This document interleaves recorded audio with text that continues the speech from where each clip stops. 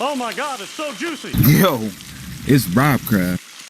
Yo, what up everybody, it's your boy Robacus and welcome to my cooking tutorial on how to make my famous southern fried chicken sandwiches. Alright, so to begin with, we're going to talk about the ingredients. So what you're going to need is 2 eggs, a third cup of milk, some house Autry chicken breading, powdered sugar, baking powder, and then your spice mix is going to be paprika, seasoning salt, chili powder, cayenne pepper, powder that is, crushed red pepper, black pepper, honey barbecue rub. And then after that, you're gonna need some chicken tenderloins, doesn't matter what brand, pickle chips, doesn't matter what brand, salted butter, Hawaiian rolls slash sub buns. The ones I use are actually these ones right here, the mini sub rolls. They're actually pretty good. And some peanut oil, pepper jack cheese, Frank's red hot sauce, and half a gallon of pickle juice. The next thing you're going to need is the materials for cooking. So you're going to need a fryer slash wok, so either a deep fryer with grease or a wok. Do not air fry this, it's not going to taste the same. A giant container for pickle brine and chicken, 1 small bowl for egg wash, a large Tupperware for breading, small pan for hot sauce, pan for chicken transportation, a tray for sandwich prep, gloves for chicken handling, and optional, a tenderizer and board, tongs, and a barbecue brush. So the first step is to put your chicken tenderloins in some pickle juice for about 1.5 hours. Let it brine and it's going to give you that nice Chick-fil-A taste. The next step you're going to do is to make your spice blend. Ensure you use everything on my list that I told you before, but make sure that 2/3 of the spice blend is maple barbecue rub. Should end up looking a lot like this when it's done. Secondly, you're gonna make your breading, so you're gonna have some house Autry, some powdered sugar, and some baking powder. Now when you mix these two, just make sure that I'd say about 80% of your mixture is house Autry, and then the rest is powdered sugar and baking powder. The reason you're going to do baking powder or powdered sugar is the powdered sugar gives it a sweet taste and the baking powder gives it that grainy Chick-fil-A taste that you normally get. It should look like this when you're done.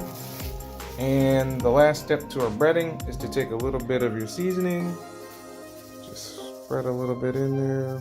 There you go. And bada boom, bada bing. Mix it up. So I'm going to take a lid. 1 second, y'all. Put the lid on there and you're gonna shake it up. A couple shakes later and this is what you got. Okay, so now that this is done, you gotta make your breading station. So you got your breading here, but you need your egg wash.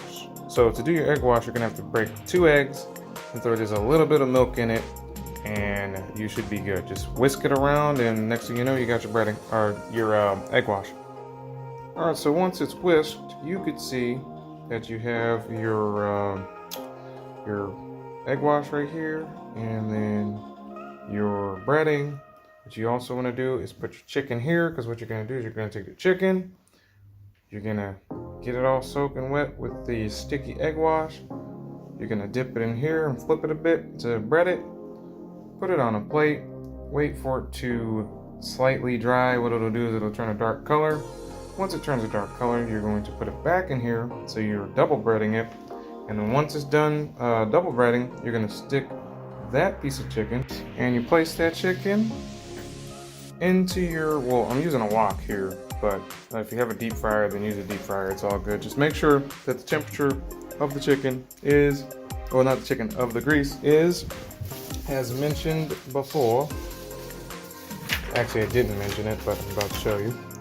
It should be 350 degrees Fahrenheit or 175 degrees Celsius. Okay? And next, I'm going to show you all the stations that you need to have set up before you start cooking. So obviously the first station was your breading station. Secondly, you're going to have your frying station. Third, you're going to have a toast station where you take your buns and you toast them, and then you move them to the last station over here Alright guys, so the last station is the sandwich construction station. You're going to bring the cooked chicken and the toasted toast over here to this table. So on one side of the table, you're going to have your chicken and you're going to lather it with this Frank's Red Hot in the pan using the BBQ brush. You can hit both sides so it's lightly glazed, and then you're going to sprinkle some of the spice mix onto both sides as well. And then on the other side of the table, you're going to take the toast and you're going to butter both sides, and then put 2 pickles on one side of the bread, and then on the other side you're going to put half a slice of pepper jack cheese. When those 2 steps are complete, you're going to put the chicken in the bun, close it up, and there you go. You have one chicken sandwich complete. So now I'm going to show you guys how to construct the sandwiches from step 1 all the way to the end in order, so you can kind of get an idea of what it looks like.